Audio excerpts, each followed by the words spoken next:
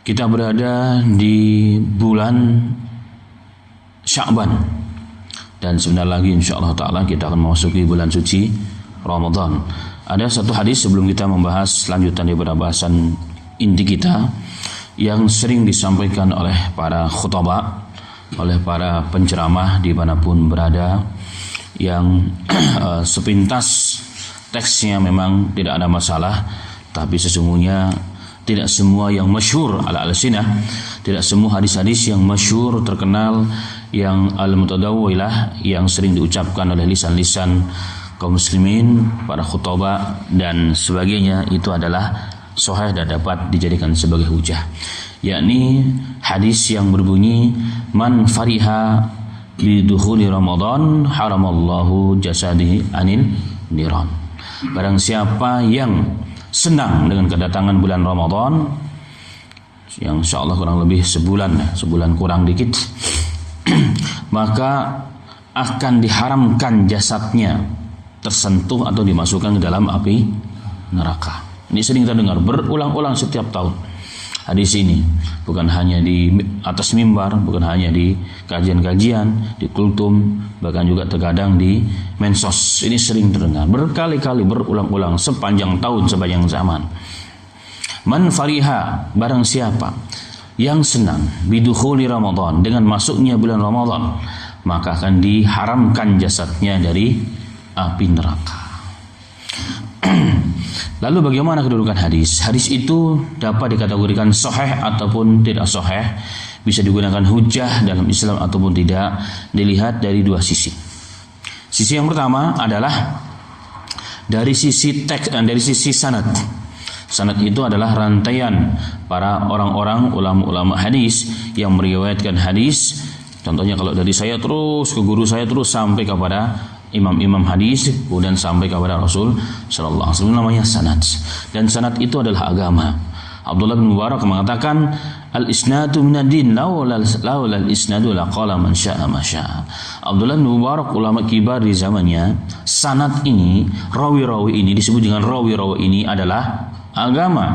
Kalau bukan karena rawi ini, maka orang akan seenaknya sendiri mengatakan apa saja yang ada dalam otak mereka, sebagaimana dalam ajaran yang lain. Pokoknya kalau syekhnya, gurunya, atau yang dianggap ulamanya dalam ajaran tersebut mengatakan A, maka dianggap A. Tidak perlu ditanyakan benar enggak sanadnya, benar enggak sumbernya. Dan ini berbeda dengan Islam. Inilah pembeda antara ajaran Islam dengan yang lain. Nah, kalau dilihat dari sisi sanadnya, maka sanad ini bahkan sebagian ulama mengatakan hadis ini laisa lahu aslun, tidak ada asalnya. Tidak ada asalnya, tidak ada sanadnya berarti. Kalau tidak ada asalnya berarti sanadnya pun tidak ketemu. Kalau hadis dhaif itu masih ada sanadnya, tapi diriwayatkan oleh orang yang lemah, yang tidak bisa dipercaya. Dan hadis maudhu, hadis palsu itu pun ada sanadnya, tapi diriwayatkan oleh orang-orang yang dusta, tukang dusta, kadzdzab, tukang bohong. Tapi kalau hadis disebutkan tidak ada asalnya, laisa lahu aslun, berarti sanadnya pun kagak ketemu.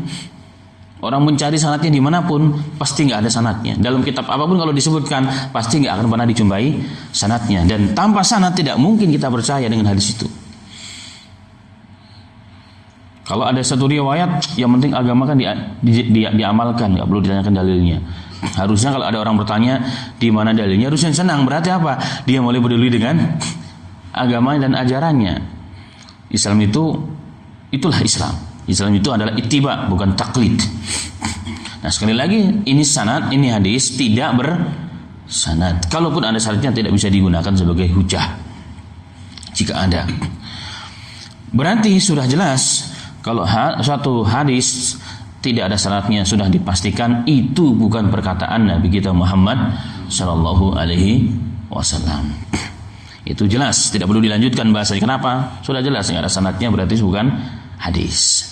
Kemudian dari sisi hadis itu juga dikategorikan dari sisi matan atau teks hadis itu sendiri. Teks hadis sendiri, man fariha, barang siapa. Jadi siapa saja maksudnya, laki perempuan, orang muda, orang tua. Man di sini umum, kadang-kadang juga muslim dan tidak muslim juga.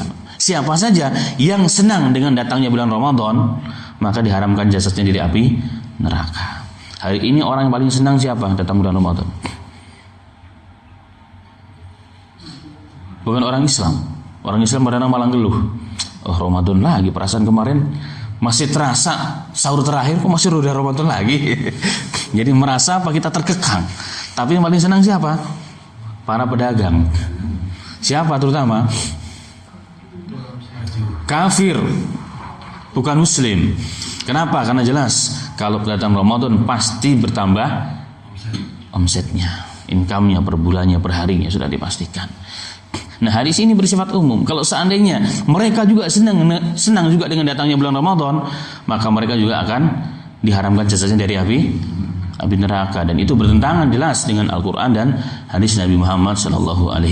Karena orang-orang kafir menjadi bahan bakarnya api neraka. Mereka khalidina fiha, mereka selama-lamanya kekal dalam api neraka. Nah, dengan demikian maka dapat disimpulkan bahwa dari sisi sanad, dari sisi rawi-rawi hadis, dan dari sisi teks hadis atau matan hadis ini tidak bisa digunakan sebagai hujah, bahkan bertentangan dengan syariat secara maknanya. Maka setelah mendengar hadis ini, maka tidak boleh kita menyebarkan, mengetahui, mempelajari untuk mengetahui benar tidaknya boleh, tetapi menyebarkannya dalam arti untuk membangkitkan semangat orang sudah tidak diperbolehkan. Menyebarkannya kemudian memviralkannya artinya sama dengan kita ikut serta dalam keburukan, dan orang-orang yang seperti itu dijamin neraka oleh Nabi kita Muhammad SAW. Karena Rasulullah mengatakan, man kadzdzaba alayya muta'ammidan, barang siapa yang berdusta dengan sengaja atas namaku. Oh, ini hadis padahal bukan hadis. Maka Rasulullah mengatakan, falyatabawwa, silakan mengambil tempatnya di kerak api neraka. Wa iyadzubillah. Makanya Al-Imam Ibnu Hibban dalam kitabnya Sahih Ibnu Hibban ada babu wujubi dukhulin nar man kadzdzaba ala Rasulillah sallallahu alaihi wasallam muta'ammidan. Bab wajibnya masuk neraka barang siapa yang berdusta kepada Nabi Muhammad sallallahu alaihi wasallam dengan sengaja. Itu terangkan hadis tersebut. Kemudian bab bawahnya lagi dalam kitab beliau dibuat bab lagi. Bab wajib masuk neraka man kadzdzaba ala Rasulillah sallallahu alaihi wasallam. Barang siapa yang berdusta kepada Rasul sallallahu alaihi wasallam dan tidak disebutkan dengan sengaja, tapi ikut memviralkan, sama masuk kategori tersebut. Dalam Sahih Muslim bahkan Rasulullah mengatakan, kafa bil mar'i kadziban ayuhaddisa bi kulli ma sami'a. Sahih Muslim, cukup bagi seseorang itu dianggap sebagai pendusta jika dia ikut serta menyebarkan apa saja yang didengar tanpa di filter, tanpa ditabayyun, tanpa ditahqiq kebenarannya itu, maka tidak diperbolehkan. Wa in sah makna, walaupun maknanya sahih, seandainya maknanya sahih, tetap saja tidak boleh disebarkan dan dinisbahkan itu kepada Nabi Muhammad sallallahu alaihi wasallam. Karena tidak semua yang benar yang maknanya sahih itu adalah hadis. Sama halnya teks hadis yang berbunyi ad-dunya majra'atul akhirah. Dunia itu adalah ladangnya bagi akhirat. Maknanya benar ataupun tidak? Sangat benar. Bertentangan Quran dan hadis ataupun tidak? Tidak sama sekali. Tapi bukan hadis ini. Dulu saya pernah berdebat dengan kibar pimpinan ormas yang sesat di Indonesia, salah satu beliau, dan dia punya lembaga pendidikan di Pulau Kota Baru. Yang pernah dengar Kota Baru di mana itu? Kalimantan Selatan. Yang Kota Baru gunungnya Bamega, itulah dia tempatnya, di puncak gunung. Jadi kalau kita salaman, maka setelah itu dia akan cuci tangannya. Kalau kita masuk ke masjidnya pasti akan dilap tempat kita duduk. Kenapa? Itu kita dianggap kafir, dan kafir itu najis dalam Al-Quran. Nggak saya sebutkan kelompok tersebut, tapi itu ada.